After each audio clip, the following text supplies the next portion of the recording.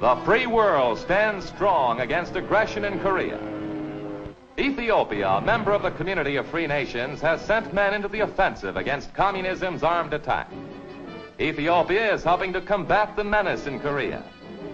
It is not strange that Ethiopians should be fighting aggression so far from home, for they have taken their rightful place among the free and independent nations of the world.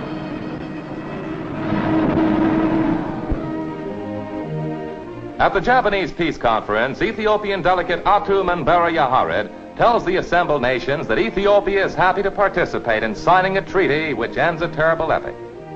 They deliberated with representatives of other nations, and together they designed a document which offers Japan generosity in defeat, with new hope for a peaceful, prosperous future.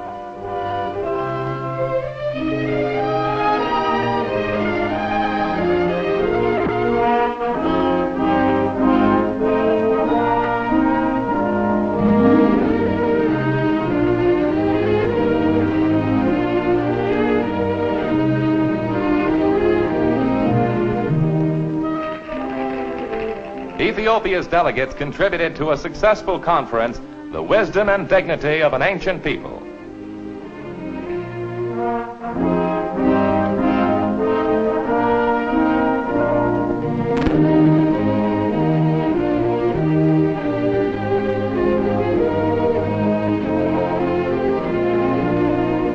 Recognition of Ethiopia as a factor on the world scene led to the recent signing of a treaty of friendship and commerce between Ethiopia and the United States. U.S. Ambassador J. Reeves Childs arrives at the Ministry of Foreign Affairs in Addis Ababa. This is the second treaty between the two governments dealing with general economic relations. The first treaty was signed in 1914.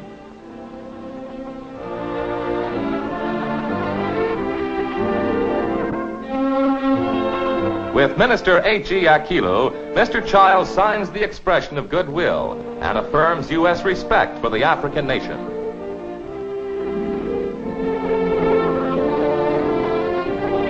Later, at the Imperial Palace, His Imperial Majesty Haile Selassie receives the ambassador and his staff. The treaty covers taxation, imports and exports, rights to engage in business and other matters affecting citizens or enterprises of both the U.S. and Ethiopia. It also declares basic personal freedoms and rights to be expected by citizens of either country while in each other's land. His Imperial Majesty's signature completes the ceremony. Ethiopia's people and government know full well the need for friends during dangerous years. They have felt the hard heel of aggression, and each year celebrate their liberation from the aggressors. First victim of the dictators, they still have bitter memories of the acts committed against their people. Joy in national freedom is subdued by thought of the tragic 5 years of occupation. Freedom from fear of conquest, Ethiopia has learned, must be founded upon strength. As a consequence, they joined the United Nations Organization, a symbol and a force for collective strength, dedicated to the freedom and peaceful prosperity of all nations. By discussion in the UN rather than fighting, 60 nations of the world hope to keep the peace. To back up its intentions of keeping the peace, the UN has taken a strong stand against aggression. Witness corrupt.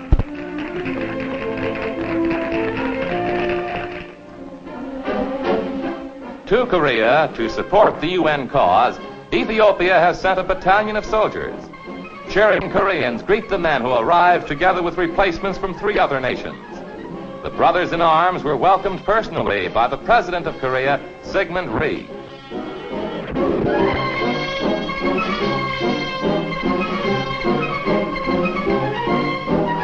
Fraternizing aboard ship, the men of different nations together were a symbol of the United Nations itself. UN officials and grateful Koreans received the gallant men with flags and flowers.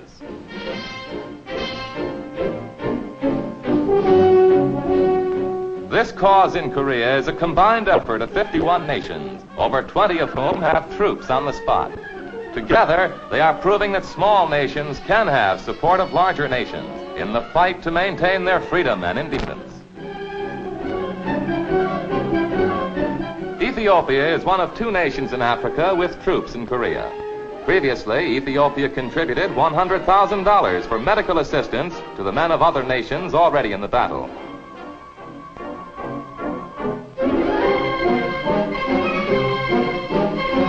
One chap brought his instrument all the way from home. Ethiopian troops made a smart first impression in Korea. An Ethiopian officer reported the morale of his men was very high and that they were anxious to participate in this operation. All of his men are volunteers, and additional units and replacements are being sent to Korea periodically.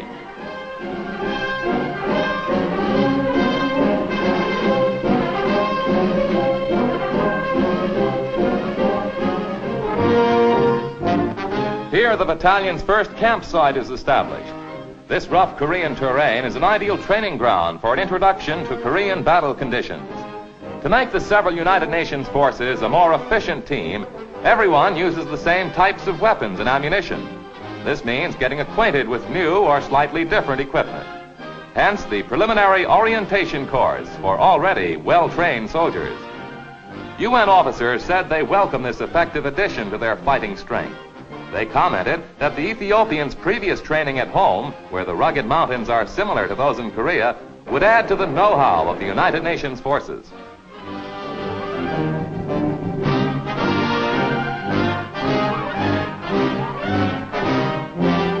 The men accustom themselves to UN signal equipment. The international force must be in constant touch by telephone and radio. This classroom just behind the front lines was a battleground half a year ago.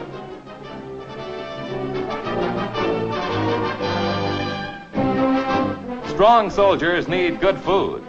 While under arms and fighting in Korea, the men have received special dispensations which permit them to eat UN military food rations rather than their regular diet. This man is getting acquainted with his newly acquired accessory called a canteen cup. A tank arrives for integration into the training.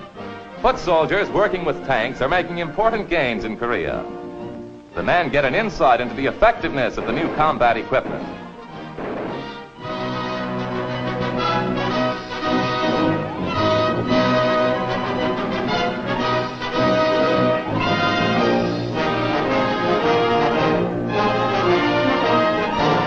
Time out before going into battle for ceremonies celebrating His Imperial Majesty's birthday. An officer reads a message from the Emperor. Dances reminiscent of happy moments at home are the order of the day.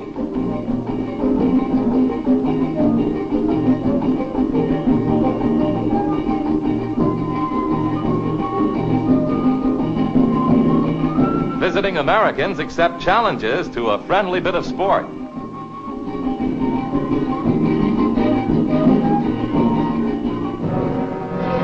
The final training period is over. The men collect their equipment and assemble for the trip to the battlefront. Soon they will be fighting alongside other soldiers from the United Nations. With their aid, the communist aggressors will be repulsed.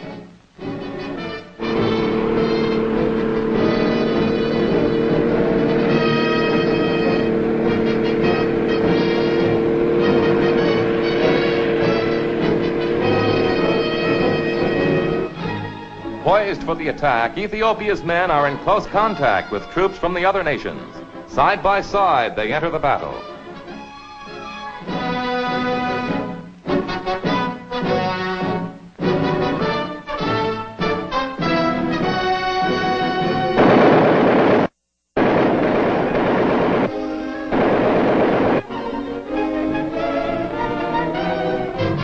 The troops successfully come through their first baptism of fire.